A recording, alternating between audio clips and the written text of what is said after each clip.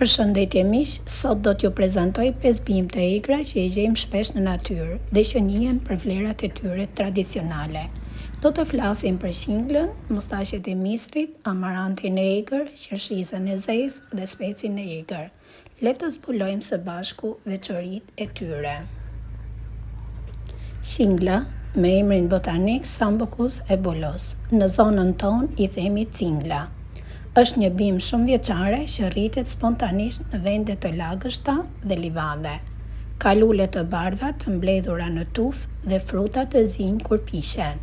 Përmban flavonoide, antocianina dhe komponime fenolike. Në mjekësinë popullore është përdorur tradicionalisht si mjet diuretik, laksativ dhe diaforetik i lehtë, si edhe në rastet e pezmatimeve të rrugëve urinare. Përdorimi i saj duhet bërë me kujdes pasi disa pjesë të bimës mund të jenë toksike dhe nëse konsumohen të papërpunuara.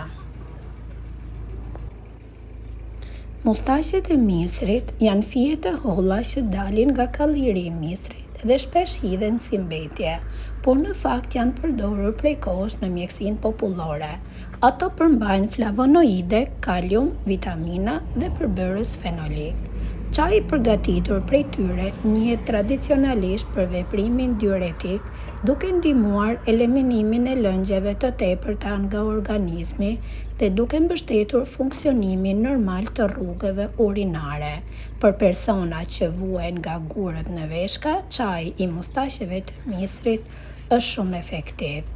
Për shkak të përbërësve antioksidant janë vlerësuar edhe për mbrojtjen e qelizave nga stresi oksidativ.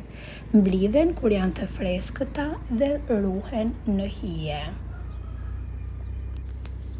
Amaranti i egër ose nena, siç i themi ne në gjuhën popullore, është një bimë që rritet shpesh në ara, kopshte dhe vende të punuara dhe të papunuara. Gjethet e tij janë të pasura me vitamina A, C dhe K, minerale si hekur, kalcium dhe magnez, si dhe përmbajnë fibra dhe antioksidant.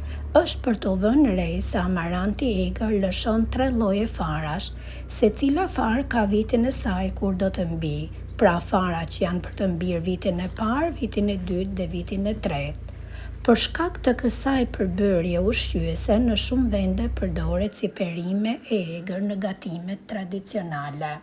Fibrat ndihmojnë funksionimin normal të tretjes, ndërsa mineralet dhe vitaminat kontribuojnë në një ushqyerje të ekuilibruar.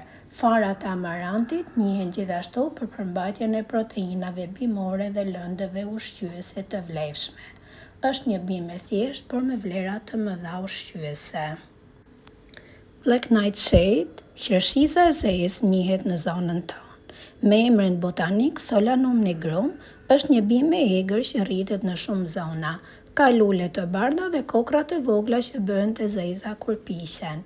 Përmban flavonoide, polifenole dhe përbërës antioksidant. Në mjekësinë popullore është përdorur tradicionalisht për vetitë e saj shqetësuese dhe mbështetjen e shëndetit të lëkurës. Duhet pasur kujdes sepse frutat e gjelbra dhe pjesët e papjekura të bimës mund të jenë toksike, pra duhet të keni kujdes kur ta mblidhni dhe kur ta përdorni për të ngrënë. Kujdes nga fëmijët. Speci i egër njihet me emrin botanik Physalis peruviana. Në disa zona të Shqipërisë e quajnë domatja e egër. Në zonën tonë i themi speci i egër. Dallohet nga fruti i tij mbështjell me një cip të hollë si fener. Frutat e pjekura përmbajnë vitaminë C, vitaminë A, fibra dhe antioksidant. Konsumimi i tyre lidhet me mbështetjen e sistemit imunitar, mbrojtjen e qelizave nga stresi oksidativ dhe shëndetin e syve.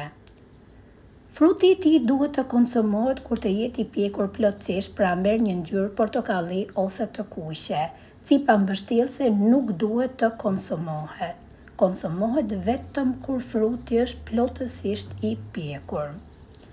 Këto ishin 5 bimë të egra që rriten rreth nesh dhe që mbartin vlera interesante nga natyra. Nëse njihni bimë të tjera që dëshironi t'i prezantojmë, Shkruajeni në komente. Mos harroni të abonoheni te Baçja Magjike për më shumë video.